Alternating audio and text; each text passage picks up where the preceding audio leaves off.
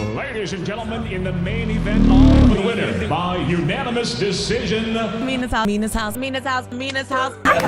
Mina's house. Mina's house. Mina's house. Mina's house. Mina's house. Mina's house. Mina's house. Mina, say what? Thank you for watching. It's the Mina's House podcast.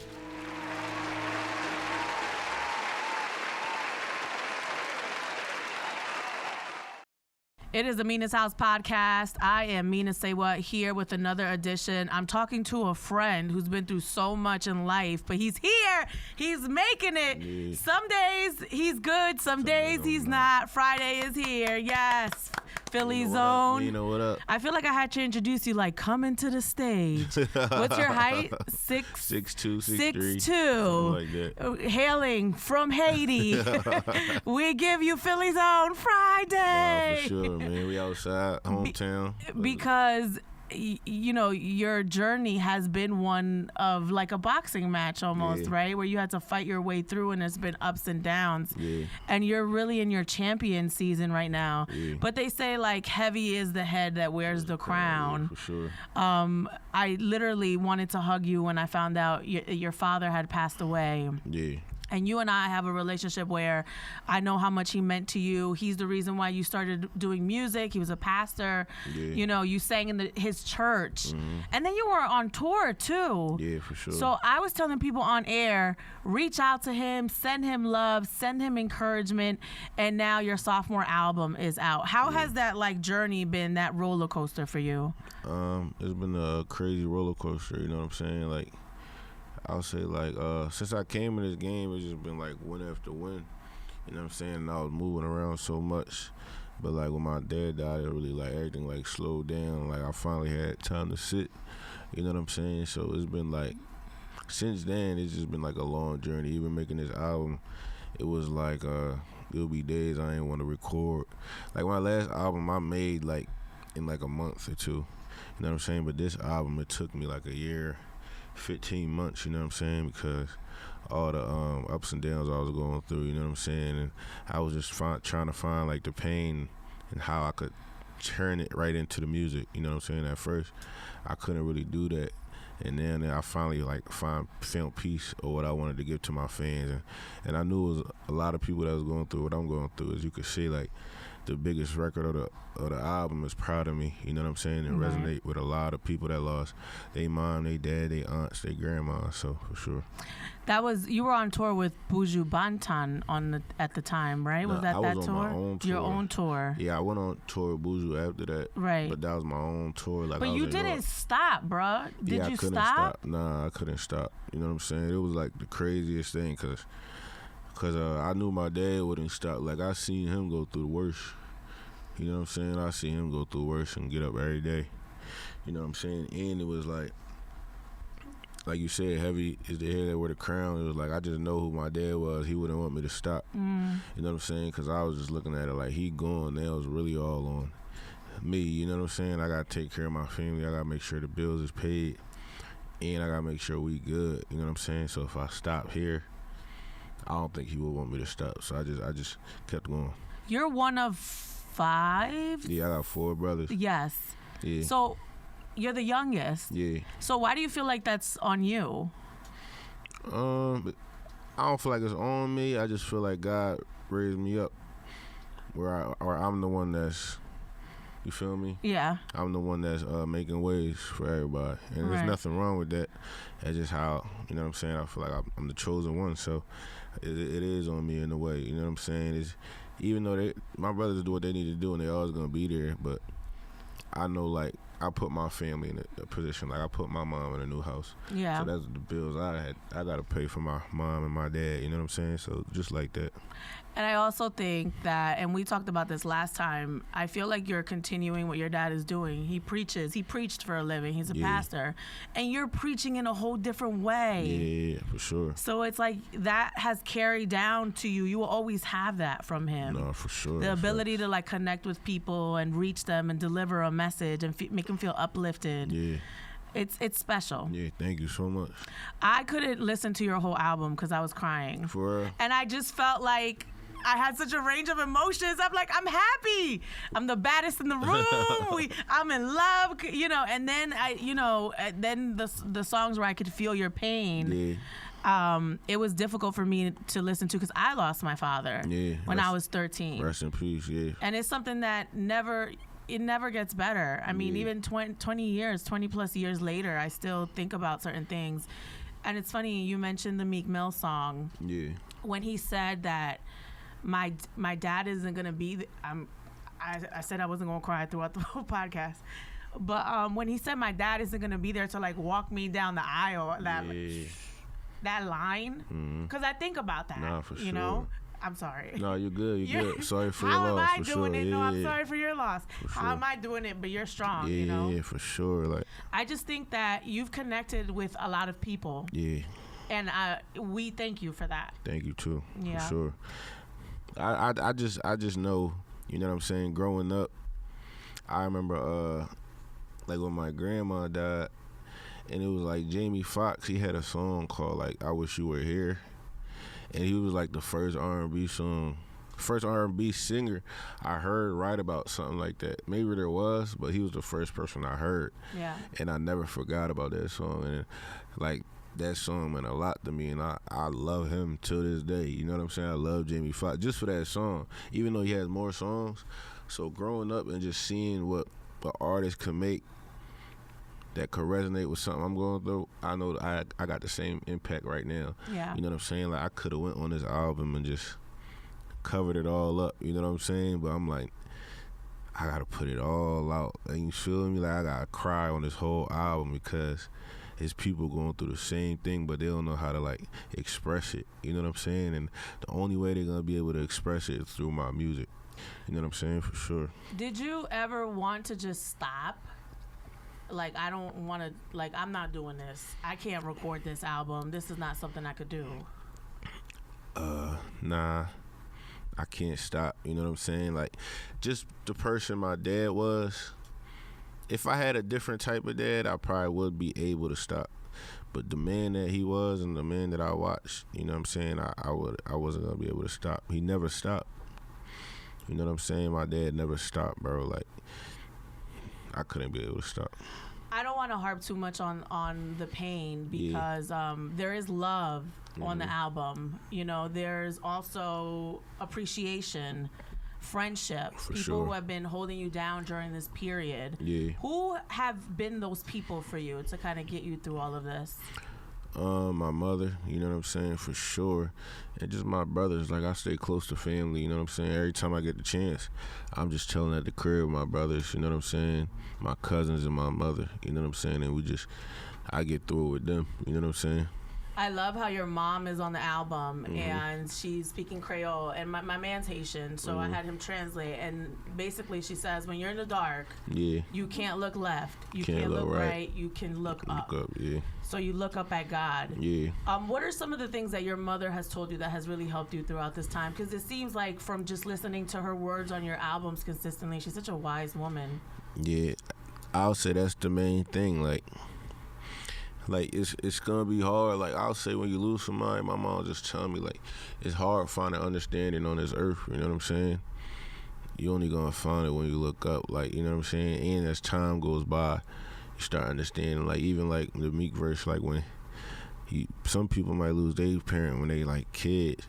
The more it'll be 20 years later, you find more understanding of like why. You know what I'm saying? The pain don't get easier, but you get more of a clearer view, you know what I'm saying, of why and the lessons from it and what that made you become for your family. You know what I'm saying? For sure. Like, I feel like, like stuff like that for sure.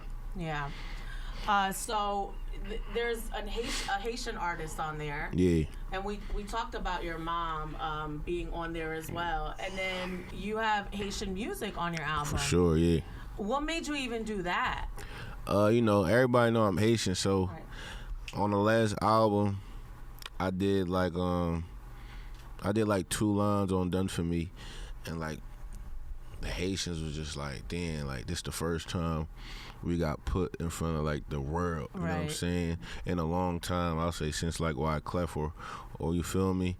So they made me like they was behind me. I'll say that they behind me. They were like, you need to do more of this. Yeah, they said they need, and they was been asking for a compa song. You know what I'm saying? It's a genre called compa. Yeah. You know what I'm saying? I feel like it's one of the most beautiful genres ever. You know what I'm saying? But you guys like the slow grind. Yeah, it's like sexy. Yeah, it's sexy. It's like R&B, jazz, zouk. It's like everything mixed in one. But that's one of the genres that didn't like cross over to the U.S. You know what I'm saying? And I feel like I just wanted to make that happen. And I ain't do it too much. I still did it in a way like American, because that's like Americans' favorite songs on the project. Like, I'll ask anybody. I love the song. Yeah, that's probably anybody, one of their favorites on the project. So I did it in a way where anybody could listen, and still did a little compa on there featuring Joey Dwetfilet too. It's called Biswa. Yeah, Biswa. It mean need you in Creole. Yeah, I had my translator tap in. Have you ever considered doing like a whole compa album? Nah. Never? Nah. I mean, I can probably like when I'm having fun, like 10 years down the line, but nah, like I'm not a Haitian artist.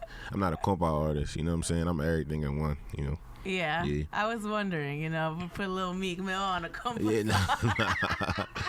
I don't even know if I could do a full R&B album. Like, people ask me, like, you do a full R&B? I don't even know. Like, it's because I be having a lot to say. Yeah. And I can't put it in one genre, you know what I'm saying?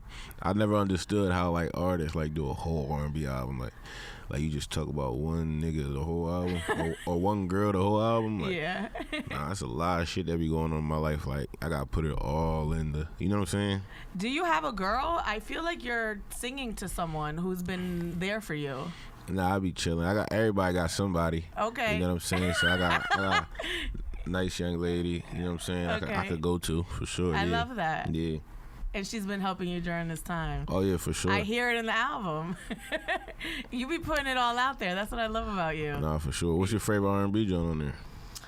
I like the Kehlani joint. Yeah, that's the one. I like the Haitian song, man. Yeah, that's the one. You know, I'm ethnic, so I like, you know, a little slow grind. Yeah. You know, I don't know what the hell y'all saying, yeah. but you know, I think like all of us, I was really drawn to "Proud of You." And then you and Chris Brown always got a vibe, you know, but that's it's expected. Yeah, for sure. But proud of you or proud of me, right? Yeah. Mm-hmm. I think it's obvious we all were drawn to that. I mean, especially from the area we're from. Meek is on it, for sure. And you guys are vulnerable on there, and that's not normal to see two men being that vulnerable. And I saw the little clip of you guys talking about it. Yeah. Did you think he was gonna go there? I knew he was gonna go there because I dropped a song last year called "Without You" right after my dad died with the video. And then, like, Meek reached out, like, bro, this joint hitting me. I lost my dad. You know what I'm saying? So I always knew he lost his dad. We connected off that again. And then as soon as I made that song, I just called him. And, like, on FaceTime, he was getting the chills. Like, you know what I'm saying? He started rolling up and all that. Grabbing the lick. He started walking around getting the chills of that song. I'm like, I'm about to pull up on you in New York. I need this verse. You know what I'm saying? And he was in the booth for 12 hours.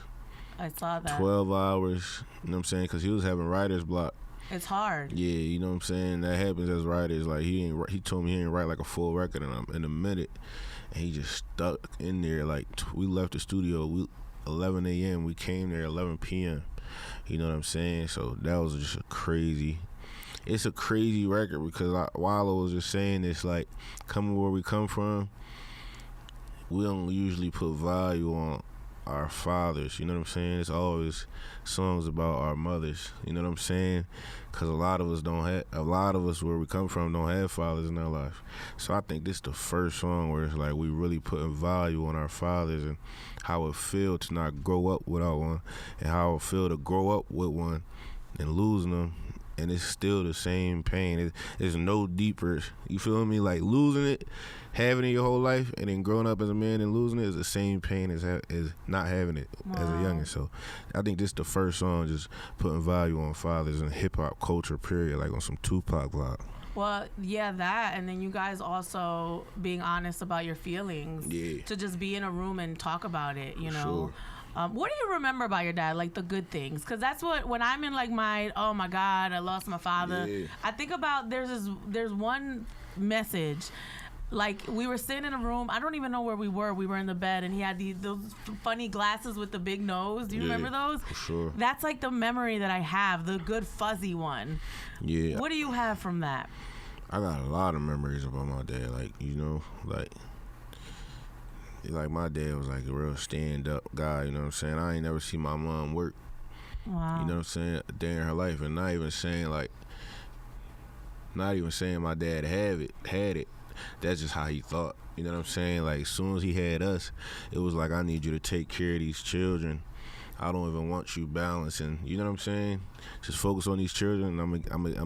If I gotta get 2-3 jobs, wow, we good. That was the type of dad. Like, even in the song when I say like, young man, like, you could do whatever you want to dream of. What you told me, like, that's how my dad really used to talk to me. You know what I'm saying? Like, on rides, like, I never knew what I wanted to do, so he would just give me games if you driving with him, like, and just the words that he say, it hit me today. You know what I'm saying? For sure. Like, my dad did a lot, though. I seen him do a lot of good, help a lot of people. He was like real smart, you know what I'm saying? He got a doctor's degree and all that and all that. So he would help a lot of Haitians that came straight to America. Wow. He would help them, like, get in colleges, get their visas. Wow. You know what I'm saying? A lot of people, like, I'm talking about a lot of people. So he helped a lot of people for sure. Have you been back to the church? That's where I shot the video. You see that building? Nobody even know yet. I'm gonna do the caption probably like tomorrow or in 2 days, but nobody even know, like, that building. For what video? Proud of Me. Proud of Me? That's the church? Yeah, that's the church. That's my dad's church. What's the church called again? It's called Restoration. Right. And look, the crazy thing is, like, I ain't been there in like 8 years. Wow, and your my father dad left it. Back. He left it. So I went back. His sign's still on there. Like, the signs in the video, that's all his signs is still on there. Like, you know what I'm saying? Nobody touched that church for sure. Wow, and he brought you back to the church. No, facts. Did he bring you closer to God? I'll say he introduced me to God. Like, as a parent, when you're a kid, you kind of like forced to go to church. Like, I was forced. You gonna go every week. I'm forced, bro. I ain't gonna lie. I used to go for music. Like, I loved music more. Like, I'll go and just fall in love with music and just. But, like, he introduced you, it was like a forced thing. But, like, as you grow older, I mean, that's all you can ask him to do is introduce you to God. Yeah. But as you get older, you kind of just you gotta build your own relationship. Like, now that I have a daughter, I feel like I'm getting closer because you have your own family. You want to give them that. Yeah, you want to give them that, but the only thing you could do is introduce them to that and teach them what you can. They're gonna do what they. I just wanted to hoop. You know what I'm saying? Like, my whole life, but as you get older, everything that they taught you and what they introduce you to, that's what they're gonna draw to for sure. Yeah. I'm looking at the track list. I was pulling it up. So I love Back to You. I love so many songs on here. Saving My Love. You got Wale on the record? Yeah, for sure. Shout out Wale. who Wale has been doing his WWE thing. Yeah. So it was nice to see him come. You got Meek. Yeah. What is your favorite song on here? Proud of Me. Of course. Yeah. What was the most difficult song to make? The most difficult song, I'll say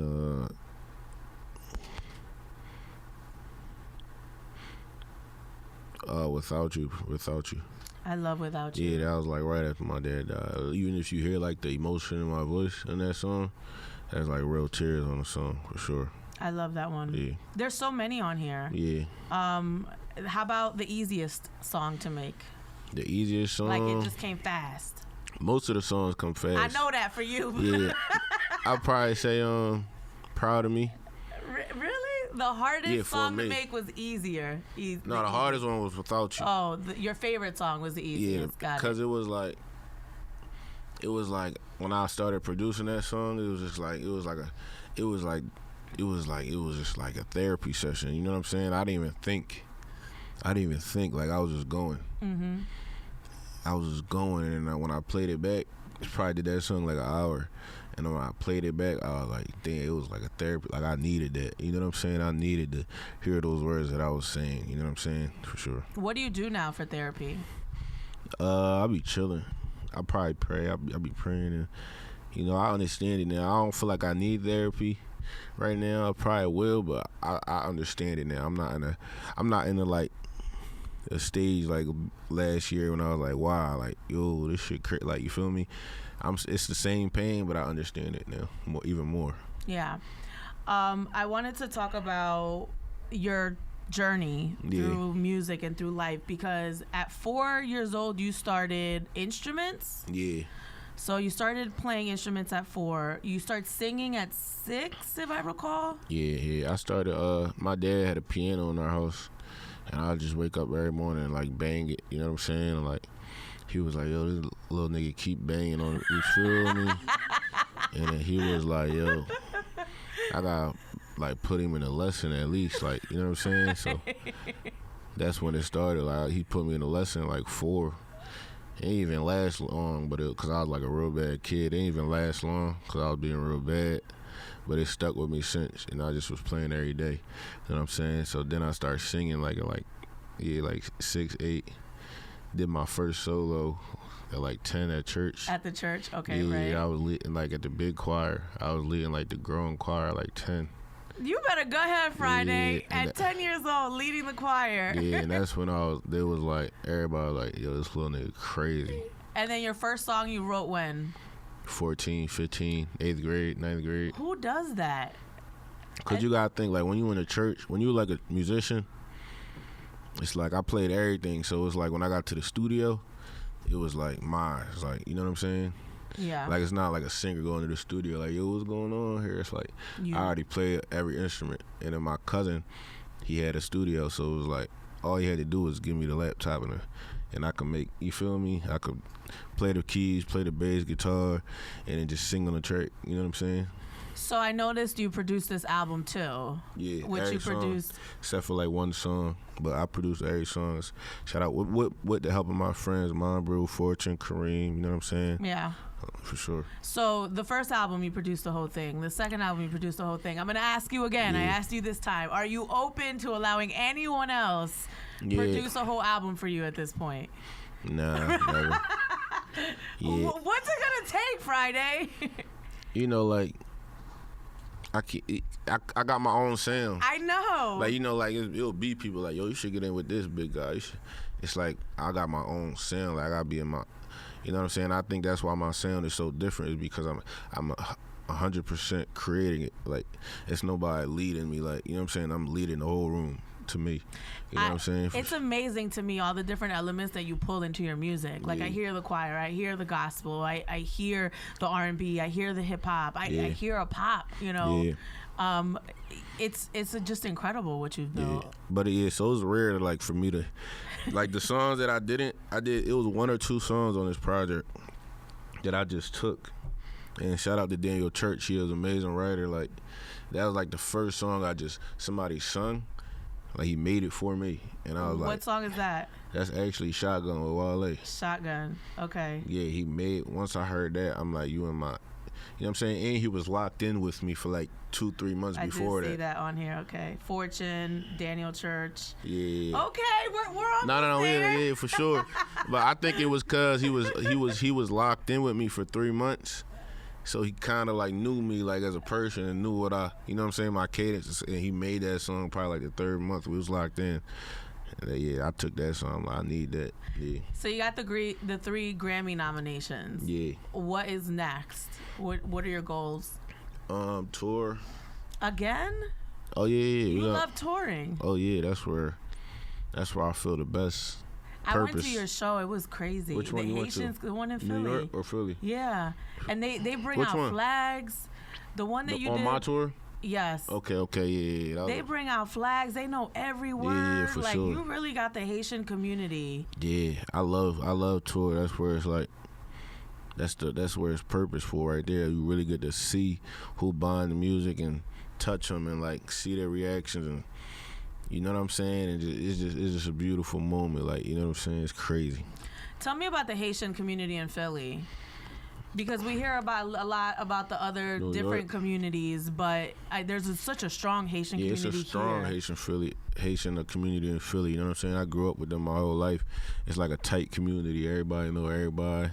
You know what I'm saying? It's love though. They support me heavy because they seen me come up. You know what I'm saying? They seen me really like since I was a kid. Yeah, they seen me since I was a kid, so it's all love. Like, it's a big Haitian community in Philly, though. You know what I'm saying? Not as big as, like, New York or, like, the other places, but it's huge in Philly, too. Yeah, I wanted to tap into that because I know that because of you and because of my man. My man's Haitian. Yeah. So there's a big, strong community here. No, for sure.